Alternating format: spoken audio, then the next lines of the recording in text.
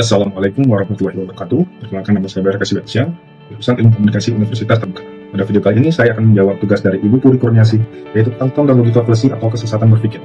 Pertama, kita bahas dulu tentang tom. Tom adalah kata atau simbol yang digunakan untuk mewakili suatu konsep dalam penalaran logika. Di sini saya akan menjelaskan 3 macam tom beserta contohnya. Yang pertama adalah tom abstrak. Ini adalah tom yang tidak bisa dilihat secara fisik, tetapi bisa kita paham. Contohnya, dalam pelayanan publik, saya sering melihat warga yang datang sangat antusias saat mengurus sertifikat tanah. Tapi antusiasme itu hanya bisa dirasakan, bukan dilihat secara langsung. Yang kedua adalah tom kolektif. Tom kolektif menunjukkan sekelompok orang atau benda yang dianggap satu kesatuan. Contohnya, di kantor tempat saya bekerja, meskipun terdiri dari beberapa orang, kami biasa disebut sebagai satu kesatuan, yaitu tim loket. Yang ketiga adalah tom non-ada. Ini menunjuk pada konsep yang tidak memiliki wujud fisik. Contohnya, saya dan rekan kerja pernah berdiskusi soal membuat sistem tiket ideal yang akan dilakukan saat akhir pekan. Tapi sistem ini masih berupa rencana, belum dijalankan, jadi belum nyata atau ada. Selanjutnya kita bahas tentang logika fallacy atau kesesatan berpikir.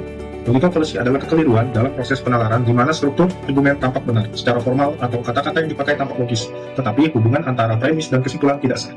Sehingga kesimpulan yang diambil menyesatkan. Sesat pikir dibagi menjadi 3 kelompok besar, yaitu sesat pikir formal, kekeliruan penalaran berdasarkan bentuk argumen, silogisme atau logika simbolik, meski premis mungkin benar, struktur tidak sah.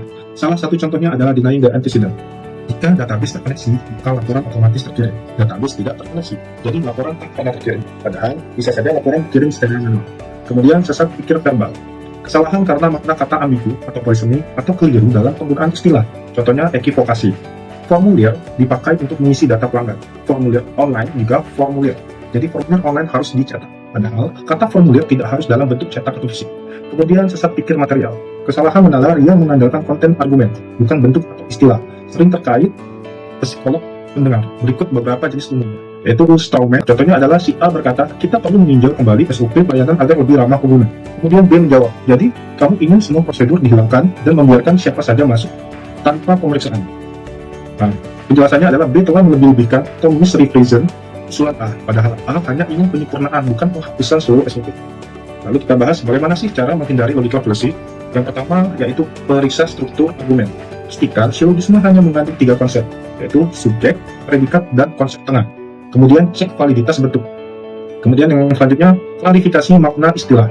Tanyakan ulang jika ada istilah ganda atau ambigu. Misalnya pada saat contoh formulir tadi, apa sih definisi formulir di sini, kertas atau digital?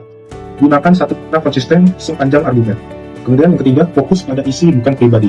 Tanggapi gagasan, data, dan logika, bukan menyerang karakter atau otoritas pembicara. Yang keempat, latih berpikir kritis. Ajukan pertanyaan, apakah premis ini benar atau masih relevan? Kemudian cari bukti pendukung daripada mengandalkan asumsi atau emosi. Demikian penjelasan dari saya. Terima kasih kepada Ibu Puri Kurniasi MPun dan seluruh rekan mahasiswa. Wassalamualaikum warahmatullahi wabarakatuh. Terima kasih.